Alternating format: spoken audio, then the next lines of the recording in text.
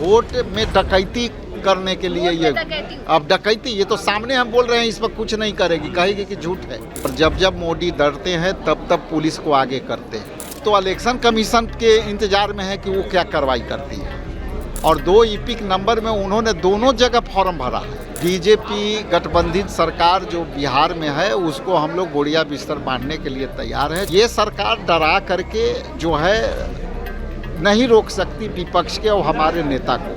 नमस्कार, दर्श न्यूज़ देख रहे हैं आप और मैं हूं आपके साथ स्नेहा मनोज। देखिए, बिहार एसआईआर को लेकर के दिल्ली में लगातार बवाल जारी है और ऐसे में जो विपक्षी पार्टी है इसको लेकर के सवाल उठाते हुए नजर आ रहे हैं और ऐसे में दिल्ली में भी इसको लेकर जो हंगामा है वो देखने को मिला और सदन से लेकर के चुनाव आयोग के कार्यालय तक जो मार्च है वो भी किया गया है। और ऐसे में देखिए, लगातार बिहार विधानसभा का चुनाव है, लेकिन उससे पहले बिहार एसआईआर को लेकर मुद्दा जो है वो बिहार की राजनीति में गरमाता हुआ नजर आ रहा है। और सीधे तौर पर बिहार विधानसभा के चुनाव से पहले एसआईआर पर जो बवाल है वो लगातार देखने को मिल रहा है। विपक्ष की तरफ से साफ तौर पर ये कहा जा रहा है कि वोटबंदी किया जा रहा है। जो चुनाव आयोग है वो भाजपा आयोग बन करके जो बिहार की जनता है उनके वोट काटने में लगी हुई है। फिलहाल इसको लेकर के बिहार में भी खूब घमासान देखने को मिल रहा है और बिहार एसआईआर की जो बात है वो भी चल रही है। फिलहाल देखिए, कांग्रेस के प्रदेश अध्यक्ष राजेश राम हमारे साथ है। देखिए सर, बिहार एसआईआर को लेकर के दिल्ली में आज खूब हंगामा देखने को मिला है।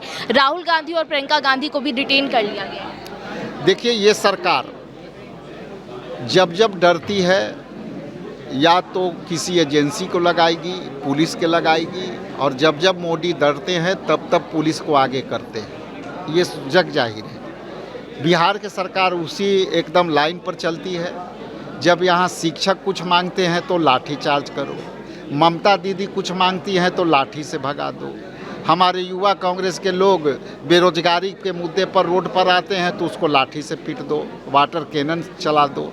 तो ये सरकार डरा करके जो है नहीं रोक सकती विपक्ष के और हमारे नेता को। और इतना मैं स्पष्ट कर दूं आपको कि जितना डराएगी हमारी आंदोलन उतना तेज होगी, जितना हम लोग को सताएगी उतने आंदोलन तेज होगी।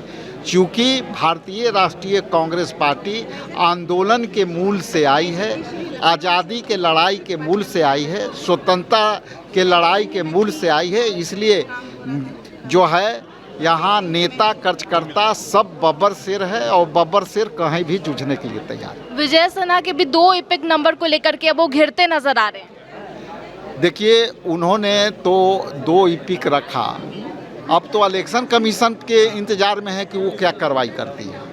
और 2 ईपिक नंबर में उन्होंने दोनों जगह फॉर्म भरा है। आश्चर्य की बात तो ये है, एक तरफ बात आई है कि हम नाम हटाने के लिए दिया और दूसरे तरफ उनको दोनों जगह फॉर्म भरे हैं और अपना एविडेंस दिए हैं। तो ये दोनों बातें कैसे हो सकती है?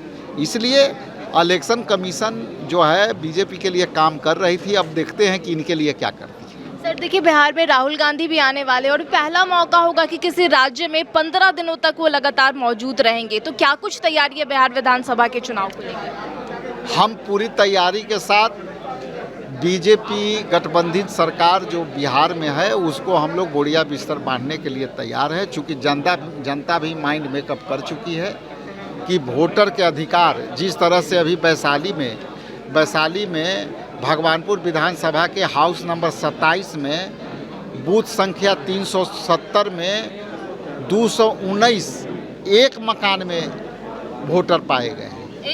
एक मकान में, मकान संख्या 227। तो हम लोग तो सीधे कहते आए हैं कि वोट चोरी नहीं, अब ये जो है वोट में डकैती करने के लिए ये अब डकैती, ये तो सामने हम बोल रहे हैं इस पर कुछ नहीं करेगी, कहेगी कि झूठ है, इसलिए ये डकैती है।